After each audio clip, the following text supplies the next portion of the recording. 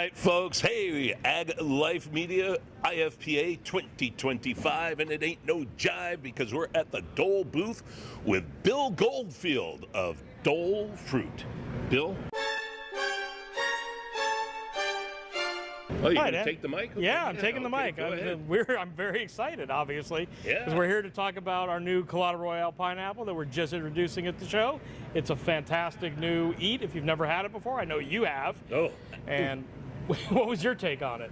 Excellent. Excellent. What a flavorful pineapple. It is. You know, this is definitely, no gimmicks with this, just good flavor. Good flavor. It's got hints of coconut in it. It's taken 15 years of development that we've done in Honduras to get this pineapple the way it is, and it's fantastic. It's a non-GMO pineapple. It's been bred traditionally and using two parents, one from Colombia, one is our tropical gold, and it's just a fantastic eat. So you'll get the exclusive interview with Dr. Roberto Young, who developed this in Honduras over the last 15 years, and you'll find him rolling out regionally right now in Texas, and it'll come out in other areas as we go forward. Well, when is it going to come to San Francisco? Soon. Okay, because we're going to get in the stores and get a lot of Colada. All right, Bill. So now we're going to talk to Dr. Young, Dr. Roberto Young, the developer of this pineapple from Honduras. All right, folks. All right, folks.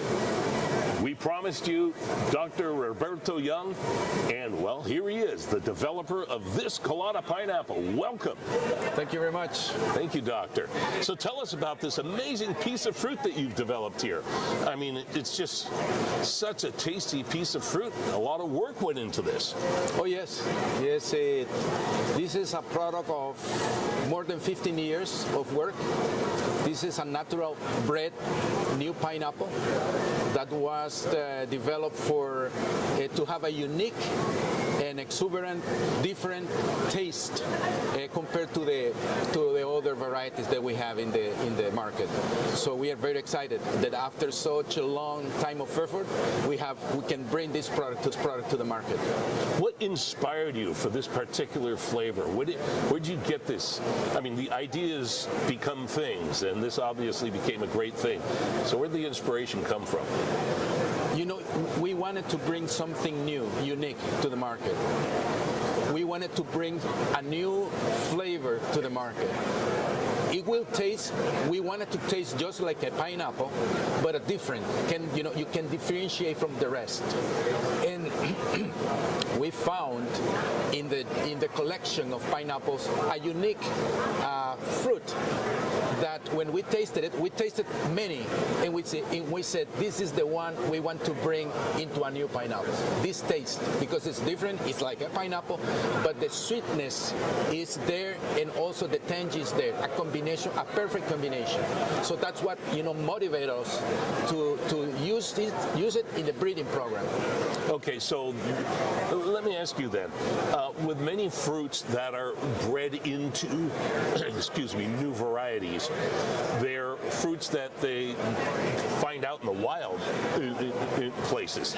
Some fruits, certain bananas, certain just different fruits that are not grown, that maybe have a really good flavor, but there's a bunch of seeds in it, and there's this and that. Where did this flavor that you wanted to bring to the pineapple, did it come from a wild pineapple or something growing somewhere else, and you wanted to breed it into this? So we have to bring some new germplasm to our collection. So we look into the Hilo Repository Germplasm USDA collection of pineapples. Okay. So we found that we were interested about 50 of them. One of them was called Paraná Pichuna. It originally collected in Colombia. Oh, okay. Paraná Pichuna? Paraná Pichuna. Paraná Pichuna. I want to say that right. Yeah. Okay. So it was.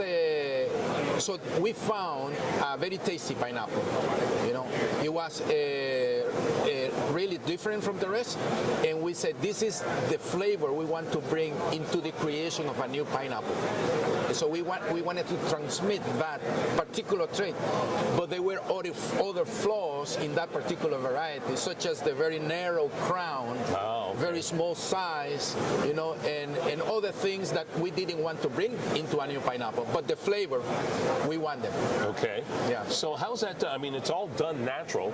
It's a non-GMO pineapple. It's all natural breeding, and I mean, some varieties of different fruits go through thousands and thousands before they get to something. So you're lucky you had a list of 50, but still there's a lot of work that goes into this and a lot of time to be able to create a pineapple that's edible, that's shaped like the normal pineapple, that you don't have all those problems.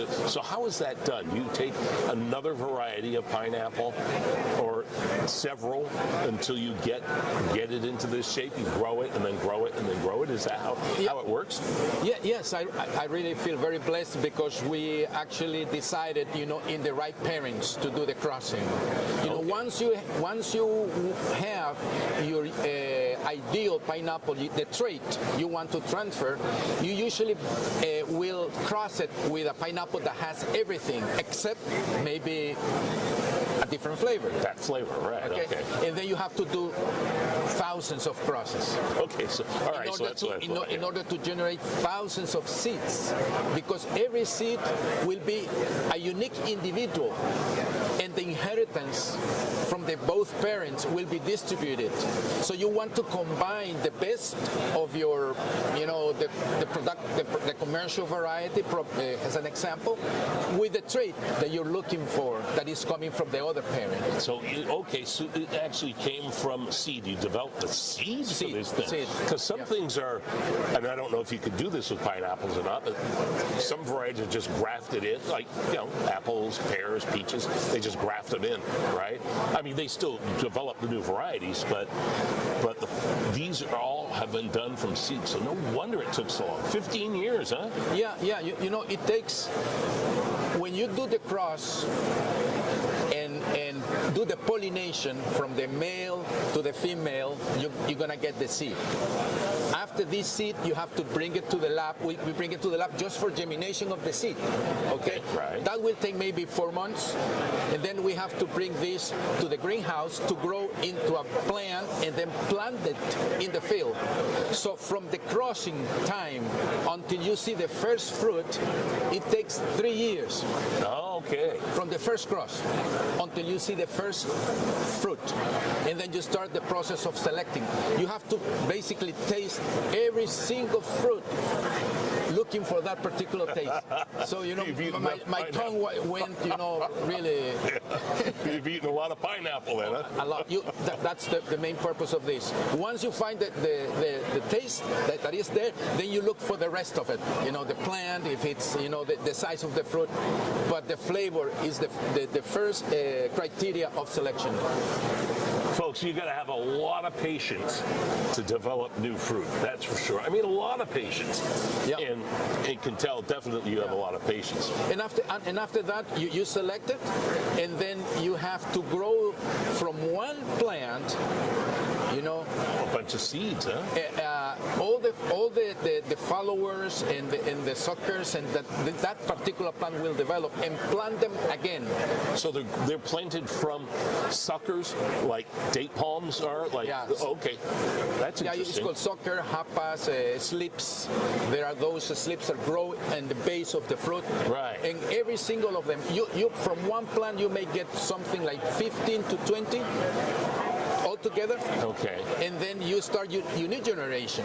Right. Yeah. And then you have to, you know, what you found in the unique plant, you have to find it in the next generation, the 15 or the 20 plants. Okay, so some of those slips don't make it, is what you're saying. No, I have to look again for that flavor in the progeny, in all the plants derived from the selected one. I have to see that. That's part of the patent. You have to observe in 3 different generations the stability of the trait you are claiming to be unique. And then you just keep replanting and replanting slips from plants till you get You Whole know, fields, huh? 1 hectare of pineapple, you know how many plants you can fit in a hectare?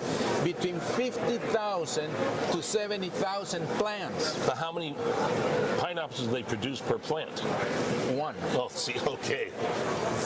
Folks, that's a lot. A lot. You see how much work and love goes into this? It's amazing, huh? So that's why it takes 15 years. Yeah. Well, now here we are. And I'm sure you're proud of this pineapple, that's Yeah, for sure. sure. And folks, it's a fantastic piece of fruit. Look for the Colada Pineapple coming to a store near you soon, but you see what it takes to develop it. I find this very fascinating. Part of the project of developing this variety is not only for, bring something to the market, but there is a social component in the development and in the launching of this variety, because part of the benefits of the revenues we're going to get for people from purchasing is going to be dedicated to a social activity. We are going to build a community center for the workers and their families, and so we're going to have activities, social activities, giving health care to the people, educational, vocational training, computer courses, language courses, things that are of the benefit for to the workers. enhance their lives. Yeah. So this new pineapple, when you buy the Colada Pineapple, you're not just buying a great piece of fruit, which you just saw and heard from Dr. Young here, that took all that work and love to go into it, but you are helping the communities that actually work in the fields in the whole area of every aspect of it takes to grow this pineapple. So you're putting shoes on their feet and getting them educations and computers. All that love is in this pineapple. You gotta love it, man. Dr. Young, thank you very much and congratulations. Thank you. This is a beauty, folks, and I tell you, it's always best when you get it Dole.